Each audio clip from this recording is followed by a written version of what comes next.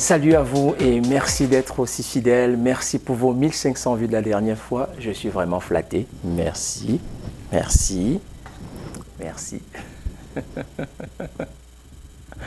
Le vendredi 6 avril 1984, Paul Biya a failli perdre le pouvoir.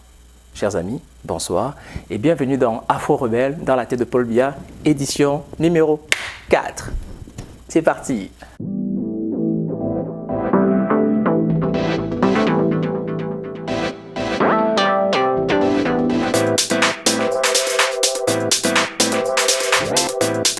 Pour ceux qui nous rejoignent pour la première fois, je vous souhaite la bienvenue. Je m'appelle Félix Ntiwe, je suis camerounais, je suis passionné d'histoire de notre pays. Nous avons déjà réalisé 3 épisodes, donc si vous avez raté, regardez juste en dessous de ma page Facebook, vous allez retrouver dans les numéros 3, 2 et 1. 6 avril 1984, c'est un vendredi, il est 3 h du matin. Un groupe de soldats décide qu'ils veulent chasser Paul Biya du pouvoir. Eh bien, dis donc, ils se prennent pour qui ceux-là? Ils veulent chasser Paul Biya du pouvoir. Eh bien, qu'est-ce qu'il a fait, le président? Ça va bien, non? Il garde bien le fort, tout se passe bien. Mais, si on regardait bien, en fait, tout ne se passe pas si bien que ça. La première chose qui arrive lorsqu'on pense à ce coup d'État, c'est qu'on se dit, en 1982, lorsque le président Madi Wejo démissionne, avait-il préparé les Camerounais? Non. Il était malade. Il avait peur d'avoir, je ne sais pas moi, une maladie qui puisse le rendre inapte à la fonction du président de la République. Il avait peur, je ne sais pas moi, d'être schizophrène, selon ce que disait sa femme Germaine Aïdjo. Et il a pensé, comme un bon démocrate, de donner le pouvoir à quelqu'un d'autre et d'aller se reposer. Ce qui est génial. Mais vous savez, même Paul Biya n'a pas été préparé à cela. Je pense que Paul Biya a eu 2 heures ou 3 heures pour réfléchir à la proposition de savoir s'il voulait respecter la Constitution en prenant le pouvoir. Et je pense que lui non plus ne s'attendait pas à cela. Il faut comprendre que la garde républicaine et le quartier général est composé numériquement, majoritairement, des hommes qui viennent du septentrion. Donc, ces gens-là, ils ont toujours eu une belle relation avec le président de la République. Le président s'en va, met un sudiste, un bantou, au pouvoir. Paul Biya ne changera pas grand-chose. Il ne va pas se mettre à évincer les gens. Non, la chose qu'il va quand même faire, c'est que les services de renseignement camerounais vont quand même lui donner raison. Parce que lorsque Paul Biya évince Bello Bouba Maïgari de la primature, ils ont vent qu'il y a un coup d'État qui arrive. Ils ont vent, donc on peut dire bravo aux services de renseignement. Ils avaient raison.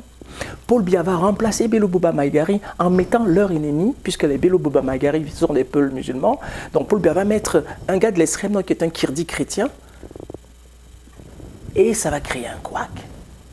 Et par la suite, Paul Biya va dissoudre le poste de Premier ministre par un amendement constitutionnel. Je pense que là, il y en a qui ont dit, bon mais ça va faire, c'est trop, on est tanné, toi, t'arrives, t'es qui, tu nous emmerdes, t'es un sudiste, tu viens, tout allait bien. Coup d'État. Quand je vous raconte l'histoire de cette façon, avouez que tout de suite vous vous dites, ah ben c'est les nordistes. N'est-ce pas? Lorsqu'on lit le livre La fumée et la flamme du journaliste Henri Bandelot, devenu plus tard ministre de l'Information et de la Culture, on se dit, ah, on connaît le coupable. Le coupable, c'est le colonel Ibrahim Saleh. On l'a présenté comme étant l'instigateur de ce coup d'État. Qui est le colonel Ibrahim Saleh? En fait, c'est le commandant de la garde républicaine. Et ce sont eux qui ont fait le coup. Ils ont pris d'assaut le palais de Toudi. Je pense que Paul Biya a eu la peur de sa vie. Ils ont pris le quartier général. Pierre Semengue a eu la peur de sa vie. Ils ont pris l'aéroport. Et ils ont également pris la radio. Yaya Adoum, un jeune sous-officier, a lu un discours dans lequel il disait que c'était fini et que le pouvoir de Biya était là juste pour voler de l'argent et s'enrichir. Et il se revendiquait d'un mouvement qui s'appelait JOSE. JOSE, comme les gens qui partent en affaires. J-O-S-E. Jeunes officiers au service de l'État. L'État va commettre, mais alors là, beaucoup d'erreurs. Il y aura des délits de faciès. Il y a des gens qui vont être arrêtés pour rien. Issa Chirouma, il va en payer le prix. Lui, il est au transport, travaille à Douala, n'a rien à voir. Daikole Dassala, il est le directeur de la SOTUC, n'a rien à voir. Marafa Midou Yaya, il n'a rien à voir. Mais ils vont tous être arrêtés. Ils vont faire de la prison pour rien. Ça, c'est des erreurs, par exemple, de ce coup. Ce jour-là, Paul Biya aura la chance. Il aura la chance de sa vie parce qu'il peut compter sur les forces loyalistes. En commençant par le général Pierre Simengue, chef d'état-major de l'armée camerounaise. Il va se déployer car depuis 3 h du matin jusqu'à 8 h du matin, il reçoit des bombardements à n'en plus fini. Mais il va se terrer dans sa chambre jusqu'à 8 h du matin, selon ce qu'il raconte. Il va donc dévisser un climatiseur, excusez-moi, mais je trouve ça vraiment effarant, et il va sortir par ce trou, et sa femme et ses enfants, puis lui-même, afin de rentrer dans la malaria de la femme de notre officier, pour finalement aller chercher la riposte à l'extérieur. On le sait finalement, c'est le général Jean Ganso Sandji, le chef d'état-major de l'armée de l'air, avec le colonel Yakana, qui vont donc ainsi sauver la peau du président Paul Biya, a tout dit, en mettant hors d'état de nuit les putschistes. Ça va aller vite. Le 6 avril, c'est le coup d'État. La Radio France Internationale va interviewer l'ancien président du Cameroun, Amadou Ahidjo. Et l'ancien président va commettre une erreur. Il dira, si ce sont mes partisans, ils auront le dessus. On comprend très bien qu'il parle au conditionnel, donc forcément, il n'a rien à voir avec le coup. Mais pourquoi ? Pourquoi a-t-il dit cela? Pourquoi a-t-il dit cela, cet ancien président qui aimait tant le Cameroun et qui tenait à cette unité nationale qu'il avait construite de ses propres mains? C'est lui qui est l'artisan de la carte d'unité nationale du Cameroun. Paul Biya ne fait que la pérenniser. Comment a-t-il pu cautionner moralement cela? Et ça, on le sait, ça va vraiment aller très mal pour lui. Paul Biya, le lendemain, va dire une phrase qui va permettre aux Camerounais d'être bien. La phrase est « Le calme règne sur tout l'étendue du territoire national et je remercie les forces loyalistes. » Le procès sera expéditif. Le 27 avril en Balmayo, il y a 35 condamnés qui seront exécutés. En Fou, le 15 mai, il y a 8 qui seront exécutés. À Yaoundé, il y a 4 qui sont exécutés. Ils seront 47. Parmi lesquels, beaucoup d'innocents. Beaucoup d'innocents. Vous savez, dans ce genre d'événement, on en profite pour régler des comptes. S'il y a quelqu'un qui vous énerve, ben, c'est un bon alibi pour le mettre dans le compte. Et tout était bon pour arrêter tous les gars qui étaient du Nord. Dès que votre nom, votre face, vous étiez suspect. Et ça, il y a eu une énorme chasse aux sorcières. Officiellement, on dit qu'il y a plus de 500 morts, mais vous savez, il y a tous les chiffres officiels, des chiffres qui ne sont pas officiels, il y a tous des données des organismes internationaux, il y a les données de l'État du Cameroun, mais toujours est-il qu'il y a beaucoup d'innocents qui sont morts. Et voilà, spectacle.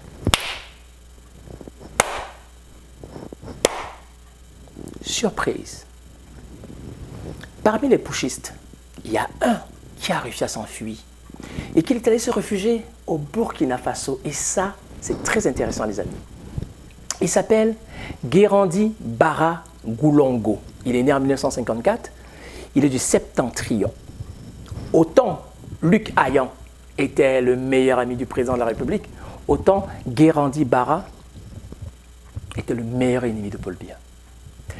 Guérandi Bara est devenu comme une figure d'opposition à Paul Biya. Contrairement à tous les opposants que vous voyez, c'était lui l'opposant qui faisait peur à Paul Biya. Il est allé se réfugier au Burkina Faso. Pourquoi au Burkina Faso, mes amis? Parce qu'en 1972, ce gars, il rentre dans l'armée. Il est de la promotion du 20 mai. Et qui est-ce qu'il rencontre à l'EMIA à Yaoundé? il rencontre deux mecs super populaires, Blaise Compaoré et Thomas Sankara. Ils sont un peu dans cette idéologie marxiste. Ils veulent changer l'Afrique, ils veulent s'affranchir des colonies, des colons. Et lorsque Thomas Sankara et Blaise Compaoré vont faire le coup d'État en 1983 au Burkina Faso, alors Guérandi Bara va s'inspirer. Lui aussi, il est marxiste. Il va donc ainsi à Tchang, là où il est affecté en 1972 dans une unité d'artillerie. C'est ainsi qu'il va donc créer des petites cellules de consultation clandestines. Leur idée, c'est de prendre le pouvoir. Leur idée, c'est de suivre les pas de Thomas Sankara et de Blaise Compaoré. En fait, voilà l'homme derrière le coup d'État. Loin de tout ce qu'on nous a appris, voilà l'homme derrière le coup d'État du 6 avril. Voilà le cerveau pensant du coup d'État du 6 avril. Et d'ailleurs, il va dire quelque chose qui va surprendre. Rappelez-vous, le colonel Ibrahim Saleh, commandant de la garde républicaine, est soupçonné d'être l'instigateur du coup. Il est condamné, exécuté. Dans l'ouvrage, dans le récit que va faire le journaliste Henri Bandolo, que vous pouvez retrouver sur YouTube, que vous pouvez retrouver en ligne, Henri Bandolo laisse entendre que le colonel Ibrahim Saleh a appelé le général Semengue pour savoir quelle était sa position. Aussitôt que Semengue lui avait dit « je suis chez moi », subitement il y avait des putschistes qui venaient bombarder. Le commandant de la gendarmerie, le général Oumarou Djan, lui aussi, Henri Bandolo dit que lorsqu'il a appelé le colonel Saleh pour savoir quelle était sa position, le colonel Saleh leur a pu demander quelle est la vôtre. Aussitôt que Oumarou Djan, le général Oumarou Djan, qui était le commandant de la gendarmerie, avait donné sa position, aussitôt les putschistes arrivaient. Si on se base sur les faits tels que décrits par Henri Bandolo, on peut donc facilement conclure que Ibrahim Saleh est l'instigateur du coup. Pourtant, les vrais instigateurs, qui sont les sous-officiers, parmi lesquels Guérandi Bara, avec le mouvement JOSE, Jeunes officiers au service de l'État, dira ceci. Nous n'avons confiance qu'à nous-mêmes, nous ne faisons confiance à aucun gradé. Le plus gradé parmi nous était capitaine. On ne voulait rien savoir des autres. Pourquoi? Parce qu'ils ont tendance à faire volte-face. On ne peut pas leur faire confiance. D'ailleurs, dit-il, le colonel Ibrahim Saleh, le jour du coup d'État, était maintenu, gardé. Cela veut dire que les putschistes avaient mis une surveillance pour être sûr que justement le commandant de la garde ne sorte pas pour pouvoir riposter. Comment se fait-il donc qu'il a été exécuté? Comment se fait-il qu'on n'a pas pu investiguer cela? Et encore les amis, très intéressant. Le jour du coup d'État, parce qu'on pense que peut-être ce jour-là, l'armée française serait pour quelque chose. Peut-être que les putschistes ont eu l'aide de l'armée française. Parce que ce jour-là, des soldats de l'armée française basés à Libreville au Gabon étaient à Yaoundé aux heures chaudes. Que faisait-il à ce jour-là? On a préféré liquider, exécuter, nettoyer. D'ailleurs, la garde républicaine sera dissoute et Paul Biya va changer à tout jamais.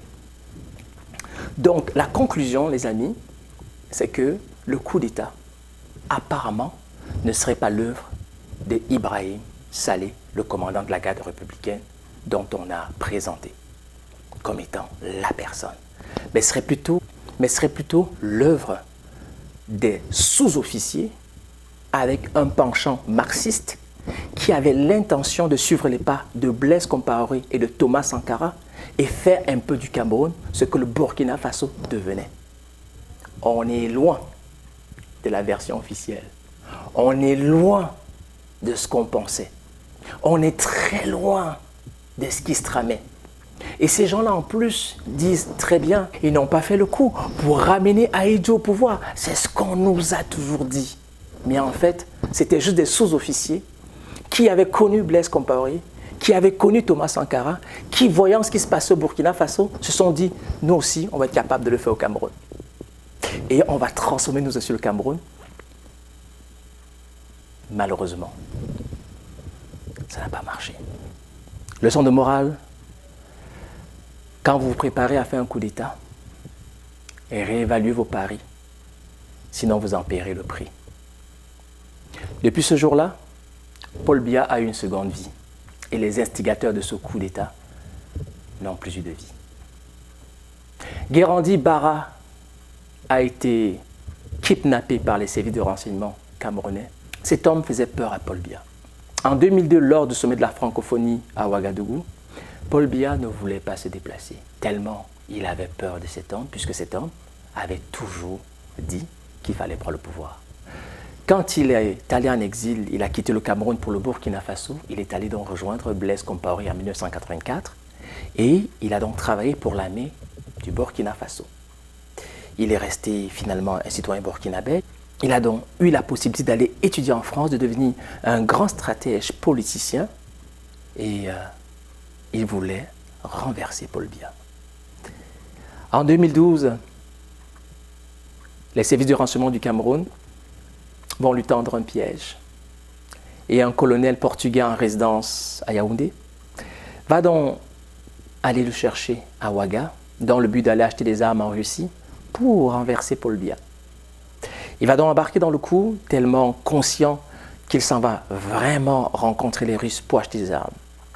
Une fois dans l'avion, il sera assommé, on va lui injecter un liquide somniférant, il va s'endormir et quand il va se réveiller, il sera au Cameroun, à Yaoundé.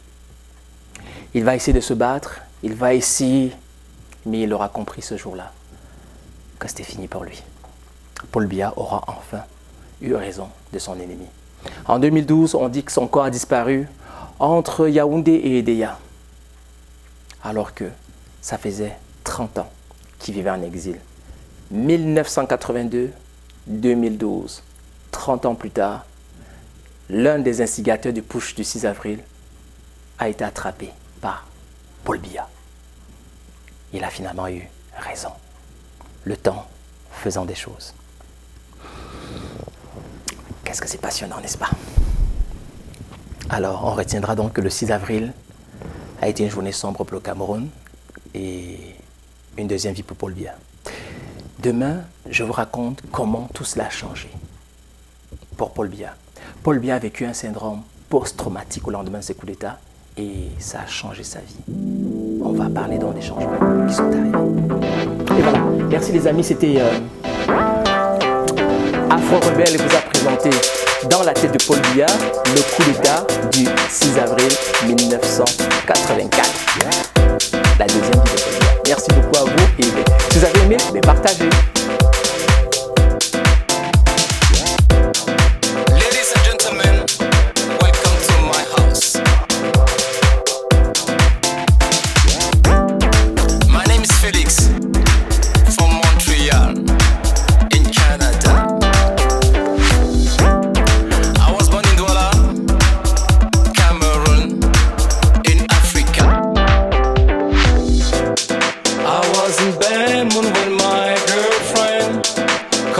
Say